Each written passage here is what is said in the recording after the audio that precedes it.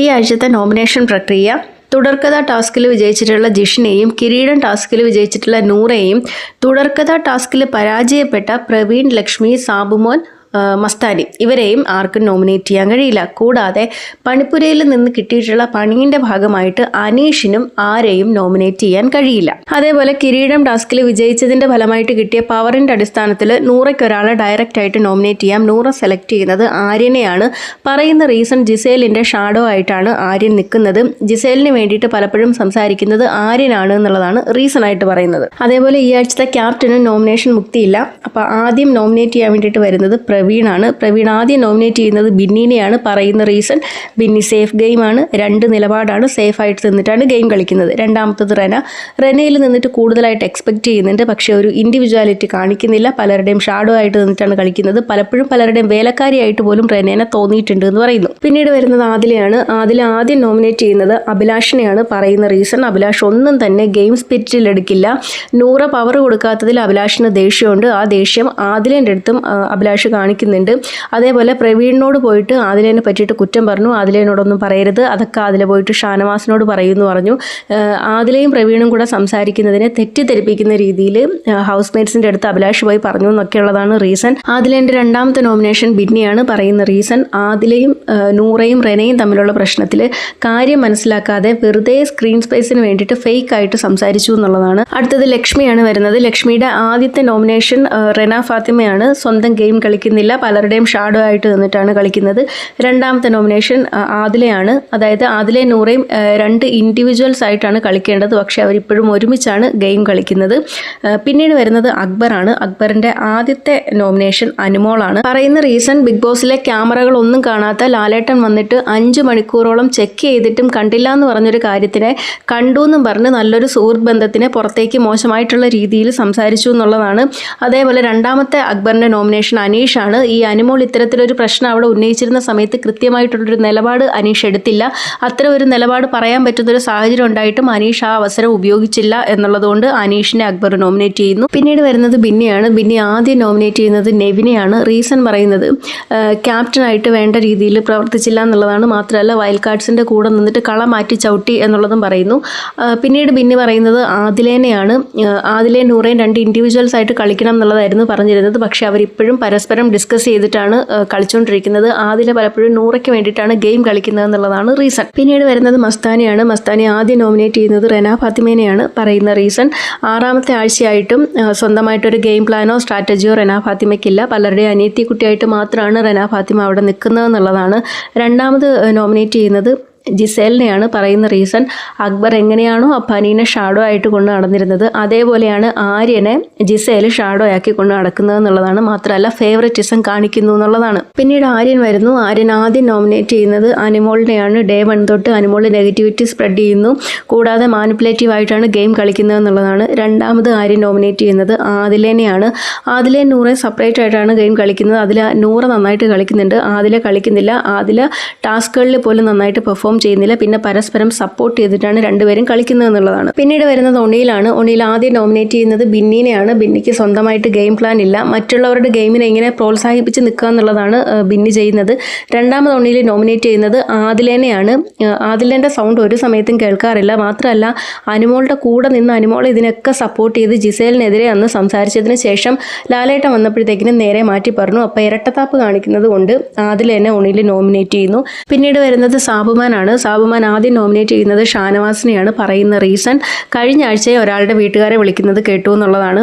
രണ്ടാമത് നോമിനേറ്റ് ചെയ്യുന്നത് അനീഷിനെയാണ്. പറയുന്ന റീസൺ അനീഷിൻ്റെ സ്പോട്ട് പോയിരുന്ന സമയത്ത് ആദിലേൻ്റെ അടുത്ത് നൂറേൻ്റെ അടുത്തും ഒക്കെ അപ്പോളജി ഡിമാൻഡ് ചെയ്തു. പക്ഷേ ഷാനവാസിൻ്റെ തള്ളവരിൽ കടിച്ച് മുറിച്ച സമയത്ത് അനീഷ് മാപ്പ് പറഞ്ഞില്ല എന്നുള്ളതാണ്. പിന്നീട് റെന ഫാത്തിമ വരുന്നു. ആദ്യം നോമിനേറ്റ് ചെയ്യുന്നത് അഭിലാഷിനെയാണ്. ന്യൂട്രലായിട്ടും ഡിപ്ലോമാറ്റിക് ആയിട്ടും സേഫ് ഗെയിം കളിക്കുന്നു. മറ്റുള്ളവരെ സ്ക്രൂ കയറ്റി വിട്ടിട്ട് അവരെ കൊണ്ട് മറ്റുള്ളവരെ പറയിപ്പിക്കുന്നു എന്നുള്ളതാണ്. റെന ഫാത്തിമേൻ്റെ രണ്ടാമത്തെ നോമിനേഷൻ അനുമോളാണ്. ഏറ്റവും വീക്കായിട്ടാണ് ഇവിടെ നിന്ന് ഗെയിം കളിക്കുന്നത്. പുറത്ത് PR ഉള്ളതുകൊണ്ട് മാത്രം ആ ധൈര്യത്തിൽ മാത്രം നിൽക്കുന്ന ഒരാളാണ് അനുമോളെന്ന് റെന ഫാത്തിമ പറയുന്നു. ഈ നോമിനേഷൻ നടന്നുകൊണ്ടിരിക്കുന്ന സമയത്ത് ലിവിങ് ഏരിയയിൽ ബാത്റൂമിൽ പോയിട്ടുള്ള അനീഷിൻ്റെ മൈക്ക് നെവിൻ മോഷ്ടിക്കുന്നു. അപ്പോൾ അതിനെ ചൊല്ലിയിട്ട് അനീഷ് അവിടെ കിടന്ന് വഴക്കുണ്ടാക്കുന്നുണ്ട്. എൻ്റെ മൈക്ക് എടുത്തെടുത്ത് തന്നെ കൊണ്ട് വെച്ചാലേ ഞാനത് ഇടുമെന്നും പറഞ്ഞുകൊണ്ട് അവിടെ കിടന്ന് ഒച്ചയും ബഹളം ഉണ്ടാക്കുന്നുണ്ട്. അപ്പോൾ ബിഗ് ബോസ് വിളിച്ച് പറയുന്നു അനീഷ് അവിടെ ഇരിക്കാൻ പറയുന്നു. ഇരിക്കാൻ ചെല്ലുന്ന സമയത്ത് അനീഷ് ഇരുന്ന സീറ്റിൽ നെവിൻ കയറിയിരിക്കുകയാണ്. അപ്പോൾ നെവിനോട് അവിടുന്ന് മാറി, ഞാനാണ് അവിടെ ഇരുന്നതെന്ന് പറഞ്ഞിട്ട് അങ്ങനെ അവിടെ കിടന്നൊരു ഒച്ചയും ബഹളം. അവസാനം നെവിൻ മാറിക്കൊടുക്കുന്നു, അനീഷ് അവിടെ പോയി ഇരിക്കുന്നു. പിന്നീട് നോമിനേറ്റ് ചെയ്യാൻ വേണ്ടിയിട്ട് വരുന്നത് ജിഷിനാണ്.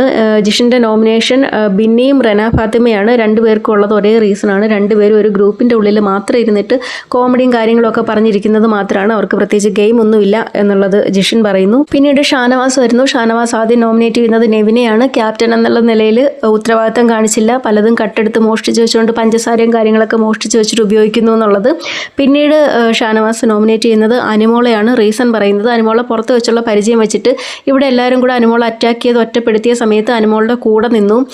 അക്ബറും ഷാനവാസും തമ്മിൽ പ്രശ്നം ഉണ്ടാവാൻ തന്നെ കാരണം അനുമോളാണ്. പുറത്തിരുന്ന ഷാനവാസിനെ ഒന്ന് അകത്തോട്ട് വരുമോയെന്നും പറഞ്ഞുകൊണ്ട് അകത്തോട്ട് വിളിച്ചുകൊണ്ട് വന്ന് അക്ബറുമായിട്ടൊരു പ്രശ്നം ഉണ്ടായി. കൺഫെഷൻ റൂം വരെ എത്തിച്ചിട്ട് പോലും അനുമോൾ അതിനെ പറ്റിയിട്ട് ഷാനവാസിനോടൊന്നും ചോദിച്ചില്ല എന്നുള്ളതിൻ്റെ പേരിലാണ് ഷാനവാസ് അനുമോളെ നോമിനേറ്റ് ചെയ്യുന്നത്. പിന്നീട് അനുമോളാണ് വരുന്നത്. അനുമോൾ ആദ്യം നോമിനേറ്റ് ചെയ്യുന്നത് അക്ബറിനെയാണ്. അപ്പോൾ അന്നും ഇന്നും എന്നും അക്ബറാണ് എന്ന് അനുമോൾ പറയുന്നു. റീസൺ പറയുന്നത് ഈ ജിസേലിൻ്റെ ആര്യൻ്റെയും കാര്യത്തിൽ എന്താണെന്നും എങ്ങനെയാണെന്നും കാണിക്കാൻ പറഞ്ഞത് അക്ബറും ആദിലയൊക്കെ കൂടെയാണ്. പക്ഷേ ലാലേട്ടൻ്റെ എപ്പിസോഡ് വന്നപ്പോഴത്തേക്കിന് ഇവരൊക്കെ നേരെ തിരിഞ്ഞു നിന്നു എന്നുള്ളതാണ്. അനുമോളുടെ രണ്ടാമത്തെ നോമിനേഷൻ ആദിലയാണ്.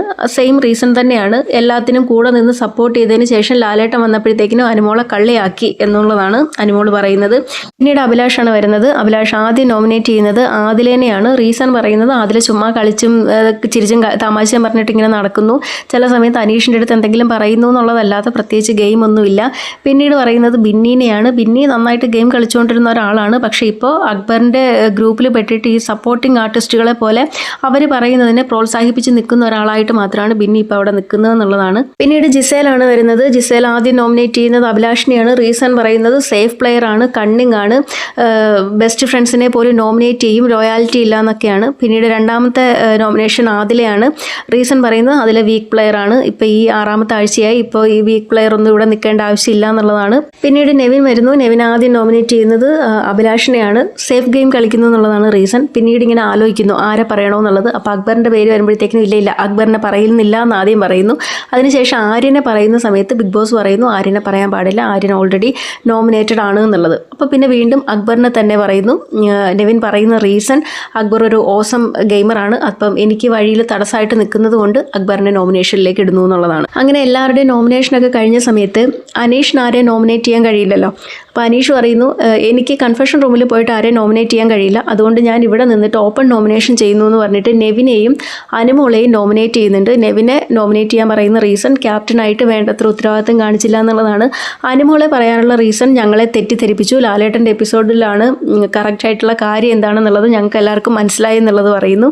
അപ്പോൾ ഇത്തരത്തിൽ ഈ ഓപ്പൺ നോമിനേഷൻ നടത്തിയതിനെതിരെ ജിഷിൻ വന്നിട്ട് ഇങ്ങനെ റൂൾ ബുക്കൊക്കെ എടുത്ത് വായിച്ചിട്ട് പറയുന്നുണ്ട് ഇങ്ങനെ നടത്താൻ പാടില്ല, കാരണം റൂൾ ബുക്കിൽ എഴുതിയിട്ടുണ്ട് ഈ നോമിനേഷൻ ഇങ്ങനെ ഡിസ്കസ് ചെയ്യാനൊന്നും പാടില്ല എന്നുള്ളത്. അനീഷ് ഡിസ്കസ് ചെയ്തിട്ടൊന്നുമില്ല, അവിടെ വന്ന് പറഞ്ഞു എന്നുള്ളതാണ്. അപ്പോൾ മസ്താനി വന്നിട്ട് പറയുന്നു റെനയും ഷാനവാസും ലാലേട്ടൻ്റെ എപ്പിസോഡിൽ ഈ പണിഷ്മെൻറ്റ് കിട്ടിയത് കൊണ്ട് മാറിയിരുന്നു, അക്ബറിനാണെങ്കിൽ ക്യാപ്റ്റൻസിയിലും വരാൻ പാടില്ല, അപ്പോൾ ഇത് ചെയ്യാൻ പാടില്ല എന്ന് പറയുന്നു. അപ്പോൾ ബിഗ് ബോസ് വിളിച്ച് പറയുന്നു അനീഷിൻ്റെ നോമിനേഷൻ സ്വീകരിക്കുന്നതല്ല എന്നുള്ളത്. അപ്പം അനീഷ് പറയുന്നു അംഗീകരിച്ചില്ലെങ്കിലും പ്രശ്നമില്ല, എനിക്ക് പറയാനുള്ളത് ഞാൻ പറഞ്ഞു എന്നുള്ളത്. അങ്ങനെ അനീഷും നോമിനേറ്റ് ചെയ്തു. അപ്പോൾ ആകെ നോമിനേഷനിലുള്ള ആൾക്കാർ നൂറ ഡയറക്റ്റ് നോമിനേറ്റ് ചെയ്തത് വഴി ആര്യന്, തുടർക്കഥ ടാസ്കിൽ പരാജയപ്പെട്ട വഴി പ്രവീൺ, മസ്താനി, ലക്ഷ്മി, സാബുമാൻ 2 വോട്ടുകൾ നേടിയിട്ട് അക്ബർ, നെവിൻ, അനീഷ് 4 വോട്ടുകൾ അഭിലാഷ്, അനുമോൾ, റെന ഫാത്തിമ 5 വോട്ടുകൾ ബിന്നി, 7 വോട്ട് ആദില. അങ്ങനെ ഇത്രയും പേരാണ് ഈ ആഴ്ചത്തെ നോമിനേഷൻ ലിസ്റ്റിലുള്ളത്.